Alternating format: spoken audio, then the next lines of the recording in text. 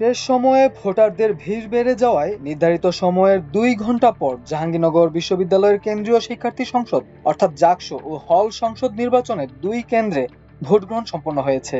বৃহস্পতিবার সন্ধ্যা 7টার দিকে জাতীয় কবি কাজী নজরুল ইসলাম হল ও তাজউদ্দিন আহমদ হলে ভোট গ্রহণ সম্পন্ন হয়। এদিকে জাকসু নির্বাচনে ভোট গণনা চলছে।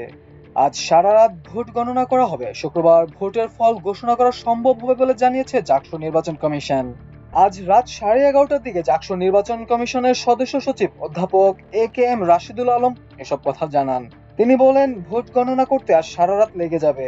আশা করছি শুক্রবার দুপুরের মধ্যে ফলাফল ঘোষণা করা সম্ভব হবে। তিনি আরও জানান, নির্বাচনে প্রায় 68% শিক্ষার্থী ভোট দিয়েছেন। এর আগে সকাল 9টা থেকে বিকেল 5টা পর্যন্ত ভোট গ্রহণের নির্ধারিত সময় ছিল। তবে শেষ সময়ে ভোটারদের উপস্থিতি বেড়ে যাওয়ায় সময়সীমা অতিক্রম করে ভোট গ্রহণ চালিয়ে যেতে হয়। 2 হলের রিটার্নিং কর্মকর্তারা জানান, বিকেল 5টার মধ্যে যারা লাইনে দাঁড়িয়েছিলেন শুধু তাদের ভোট গ্রহণ করা হয়েছে। অতিরিক্ত সময়ে শুধু ওই ভোটারদেরই ভোট নেওয়া হয়। ভোট গ্রহণ শেষে বিকেল 5টার পর পুরাতন প্রশাসনিক ভবনে ব্যালট বাক্স আনা শুরু হয়।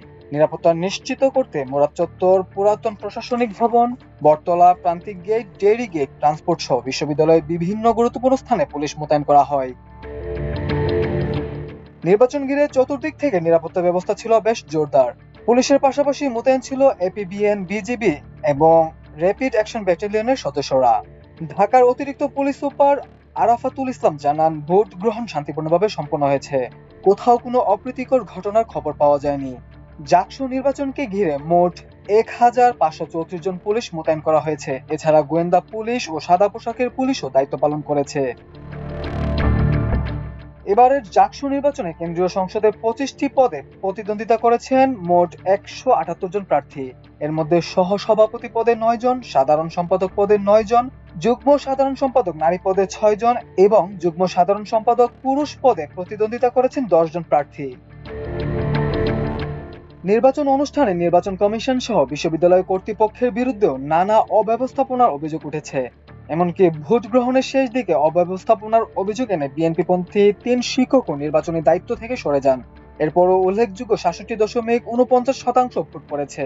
তবে পূর্ণ নির্বাচনে দাবি তুলছে ভোট বর্জনকারীরা। 21টি কেন্দ্রে ভোট গ্রহণ হলেও সব কেন্দ্রের ভোট একটি স্থানে জড়ো করে গণনা করা হয়। মাল্টিমিডিয়া ডেস্ক, আমার দেশ।